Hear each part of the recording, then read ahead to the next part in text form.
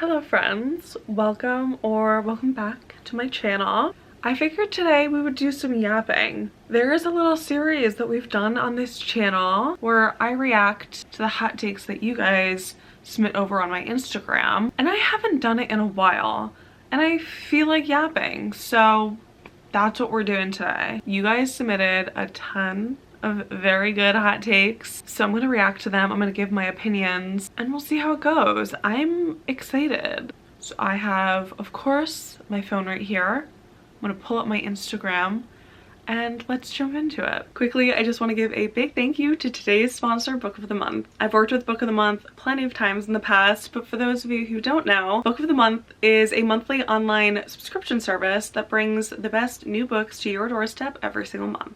The process is super easy. Every month you get to select a new book from the curated list that the team over at Book of the Month puts together, and you will get it in the iconic blue Book of the Month box. There's always a really great selection of books to pick from that range in genre, as well as highlighting new authors and the authors that we already know and love. I got two really good books this month. It was so hard for me to pick. This first one is a good old reliable romance. If you have been here for any length of time, I feel like you know a romance is my go-to book. This book is called Promise Me Sunshine by Cara Bastone, and it is delicious. I've already read it. Literally got my package, immediately dove into it. I won't give any spoilers, but just know it was chef's kiss from me. The second book I got is Our Infinite Fate by Laura Steven. This one sounded so juicy. It has romance, but it seemed like a more elevated story, like romance wasn't the only focus. It sounded so good.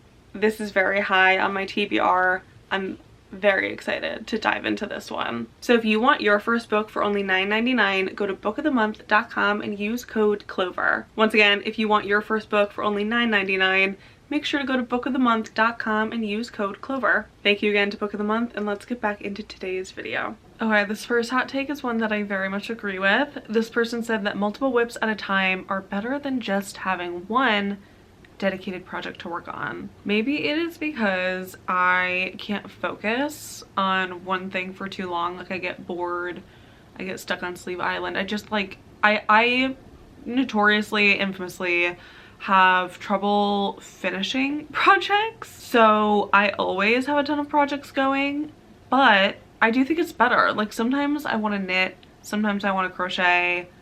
I don't always want to consistently do one, so going back and forth is nice as a multi-craft crafter. Like I said, you can get very quickly out of control, like me, and have too many projects, none of which you finish. However, on principle, I do agree with this hot take. I think it is true. I think it is true. This next one I find to be very interesting. I don't know if I have an opinion. This person said knitwear designing and pattern writing are two different skills. I think I agree, actually. I think people can do both successfully. I think a lot of people can do both successfully. But I do agree, not everybody who can design a very interesting garment can write a good pattern for it. And I do use the word good intentionally here. I think people can write a pattern for it. I don't think it's necessarily going to be good. Do I have an example off the top of my head? Actually, no, I don't. I just think about my own design process, and sometimes I do stuff that, like, I don't even know if I could replicate, never mind adequately write out or instruct someone in a pattern or a tutorial, but it's still a really great garment or piece. So I do agree with this hot take. I think that they are two different skills. However, like I said, I very much believe many people have both skills. Maybe not everybody. Maybe not everybody. This is so funny because back to back, someone says the magic loop sucks, and then this next person says the magic circle is not hard. Those are two different things though. Magic loop is when you have knitting needles, circular knitting needles that are too big.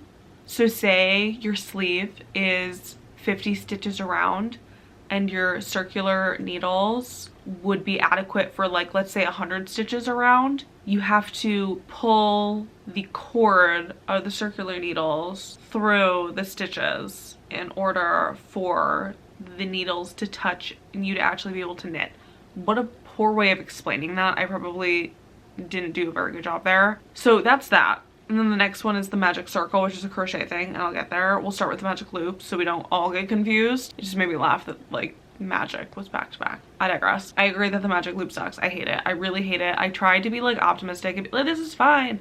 I hate it. And I have to do it all the time because I never have the correct circular cord because I have an interchangeable knitting needle set. So I have to do it all the time and I hate it. I hate it so bad. It really messes with my flow and my tension. I do think it's awful. And I do agree with this next one as well. The magic circle is not hard. Sorry, I hate to say it.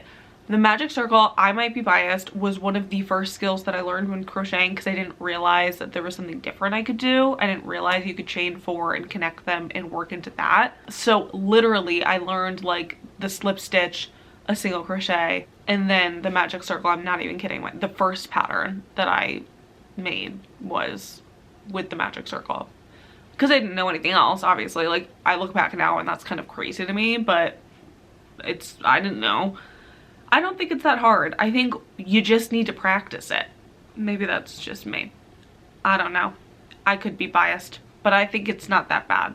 This next person says some patterns don't need to be paid, like a half double crochet, beanie, basic grinding square. I agree. I'm gonna add, this is my own hot take. Maybe we just stop making those patterns. Maybe there are enough out there. Maybe we all don't need to put one out. That is my hot take. I think that first of all, yes, they don't need to be paid for. I think those are beginner patterns, those are beginner techniques, and there's therefore should be like more accessible. I don't really find there a reason to have to pay for them.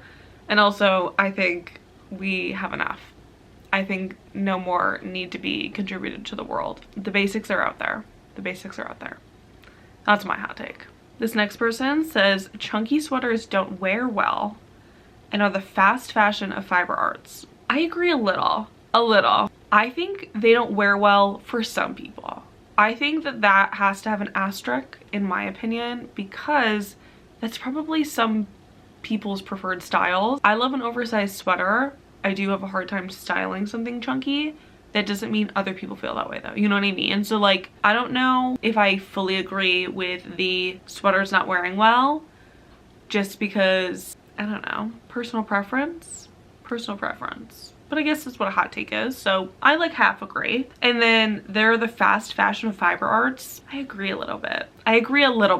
I think sometimes, once again, if you're a person, I think my opinions for these two go hand in hand. If you're a person who actually likes to wear chunky knit things, sweaters, cardigans, whatever, if you actually get wear out of those and it's something that you feel good in and it fits your personal style, gorge. If not, and you're still making them just because you can make them faster, maybe don't. And that's okay. Maybe find other patterns, maybe find other solutions. What are those solutions? I don't know. But I do think that for some people, like constant want to make something that's over quickly and then don't get use out of those things or give it to somebody else to have use. I don't know.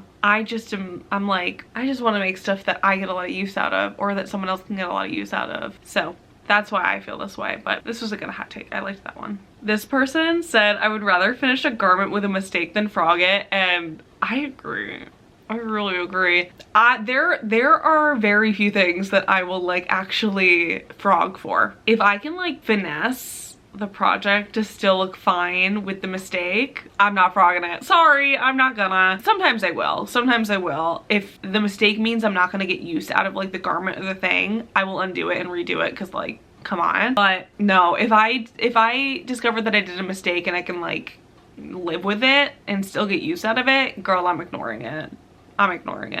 Someone else said magic loop is the worst part of knitting. Real. Like, does anybody like the magic loop? Maybe that's not a hot take because I don't think anybody likes it.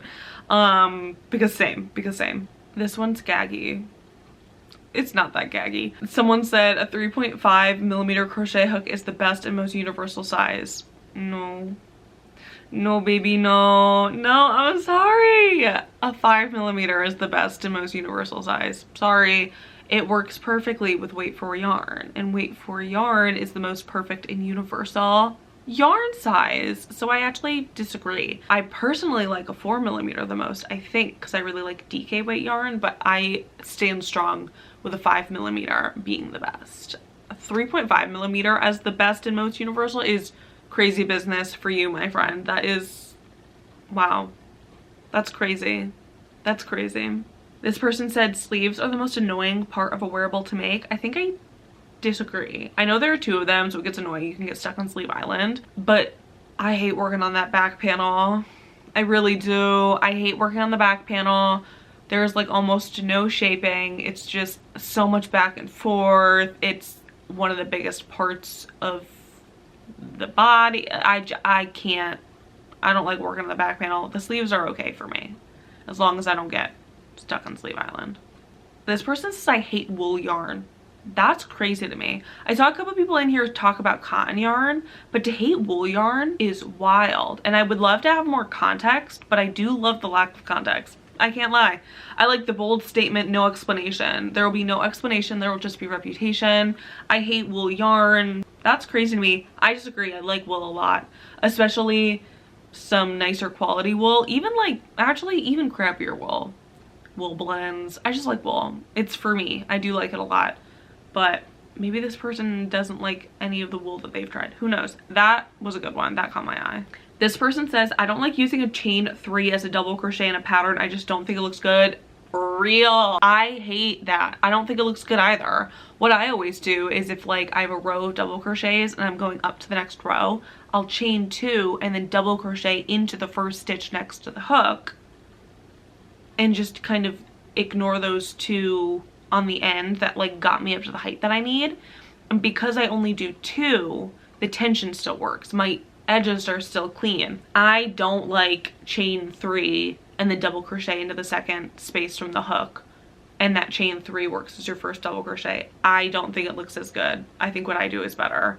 I agree. I don't like using it. And this last one that we're gonna do is I hate center pulling of skeins of yarn because it always seems to tangle so much quicker. I see what you're saying. I respect you. I see you. I disagree with you.